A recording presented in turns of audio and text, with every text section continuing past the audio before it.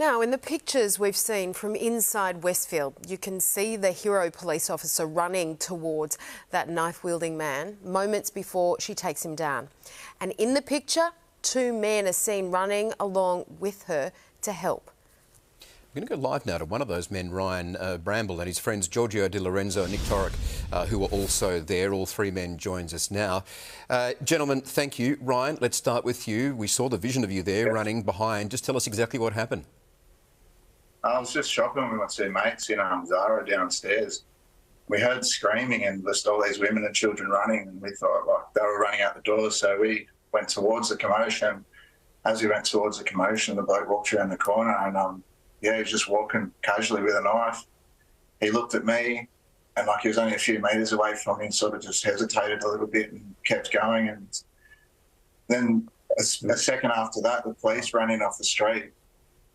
And she said to me, she's like, where's the bloke? And I pointed in the direction to the bloke. And we all started chasing after the guy, and we chased him up the escalators and for 300 metres. And then we got to the end. She told him to drop it. She gave him a couple of chances. And he stopped, and he stopped, turned around at us, and she drew a gun. And she told him to. She let it go 3 times into his chest. He was just on the ground. She was amazing, to tell you the truth. Yeah. Like, she knows the medal. Honestly, it was like, couldn't have done it better, to be honest. Absolutely well. Just clarify, because you talked over each other and the line's a bit difficult. Just one of you say, what did she say and what was the reaction? She said, drop it. She said, drop it. And she hadn't even had a gun drawn at that time. It was still in a holster, and she asked him to drop it. And he still didn't. He'd paused and he had the knife like this, and then he went to just charge at us. And as he's charged at us, she drew the gun and just blew him away. 3 shots, bang, straight in his chest. And Giorgio, what did you think of her? I mean, she's being called the hero cop. Do you think she was pretty brave, the way she bolted in there and how she kept her cool? Absolutely amazing, honestly, to do that. And then I was part of the standoff when he turned around and looked at us all and looked at her, and he sort of gauged his options and then just ran at her. And for her to act that quickly was amazing. Yeah, and Nick, what about you? Because we've been trying to get a piece of the character or piece together this person's character. Were any words said?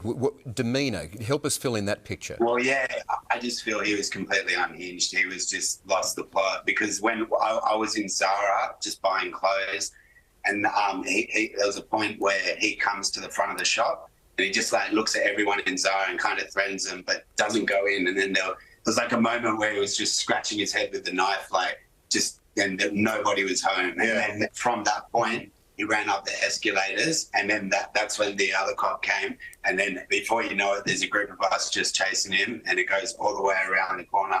His eyes were black; they were jet black. Like he wasn't there in the head. He was. I don't know. And he was really skinny and just like he didn't look healthy, and he was And he didn't say anything at any stage when you were... No, not the whole time. No, just complete silence.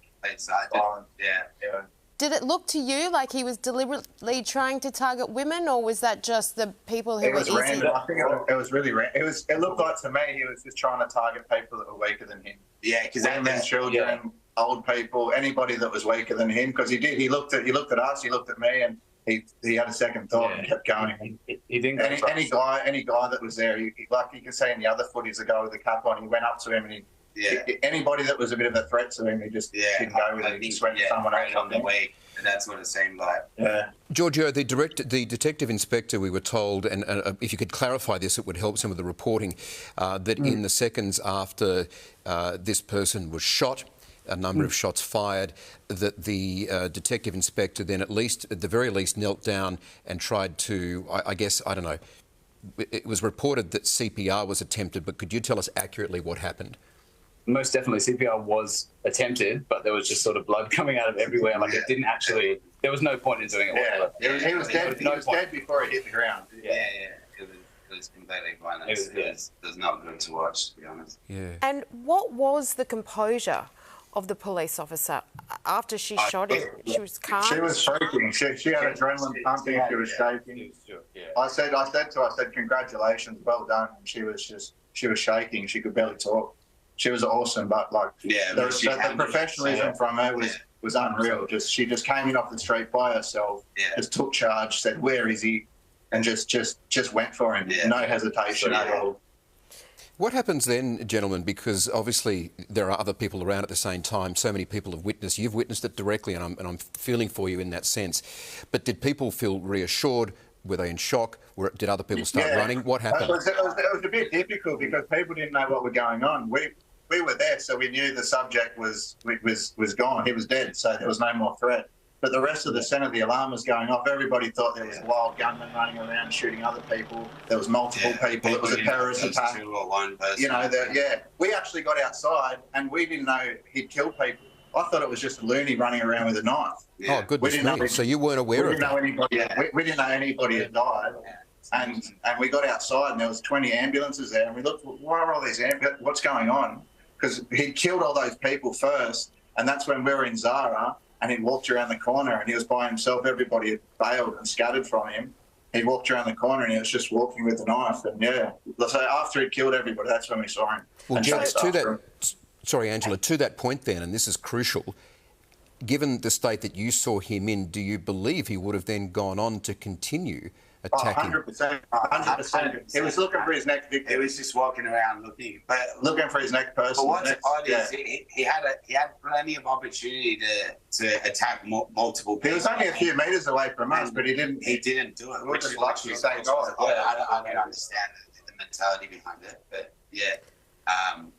so no idea the motive, just from the sounds of it, completely unhinged. So just to explain, so from what you're saying, when you gave chase, you didn't realise that he had hurt anyone. So were you just running to sort of help the police officer? But then once you realised that he'd been on this, awful trail of violence, I mean, what were you thinking then? Like, you could have put your life on the line. I chased him with the police officer because she was by herself, just to back her, purely to back her up. And the guy had a knife. At the end of the day, the guy had a knife, and there was a group of us. And if we really wanted to, he was by himself with a knife. We could have enough. It's not like he had a gun at the end of the day. There's enough chairs and stuff. I'm sure that if he attacked the police officer and God forbid something happened to him. I don't know why somebody didn't stop him before this. When I don't know. I wasn't there when he killed the other people. But I'm quite upset that it wasn't stopped before this. Well, it looks like some people tried, because we saw the bloke with the bollard on the escalator, which must have happened in the sequence of events before. There's a lot of strong men in there. I'm in Zara and there's a bunch of big boys everywhere, and everyone just scatters like mouse. And I'm like, what's going on here? If the bloke's got a knife, not a gun. It wasn't a gun. I feel like something had to happen, and that was just the instinct to just help the police officer and chase up. To be perfectly honest with you, to answer your question, after we thought he died, and we thought the threat was good. We were all happy. We didn't know he killed people before that. So when we got outside and we discovered that, and all the ambulances kept coming, we kind of went down a little bit. We were like, very lucky. How lucky we were that. I basically didn't confront him, but it was literally a few metres away from him, and he walked straight. I was very, very lucky guy. Can I just clarify, the pictures that we're looking at, was it one of you men who had the chair? Or was that another? No, that's me in the footage. I'm running with another guy. So as we were running with the police officer, he picked up the chair as we were running along from a cafe or something. Yeah. Hey, Nick, which was a great idea. Nick, just take us back to that moment that you described from inside the Zara store, because I find that quite haunting. You said he scratched his head with the blade at one point and stared through the window? Yeah.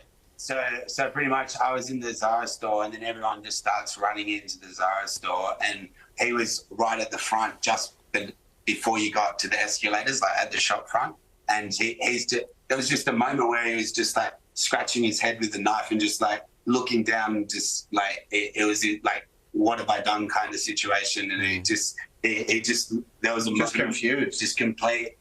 And then from that moment, I don't know, something else snapped in his head, and then he started storming up the escalators. And then from that point, the police officer started chasing, and then it went from the first floor to the second floor, and then that's where it ended.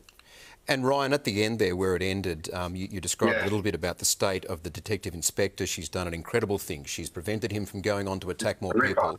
But obviously, shaken, a lot of adrenaline going through her system. Did other officers then arrive to help her, to assist her in that moment then?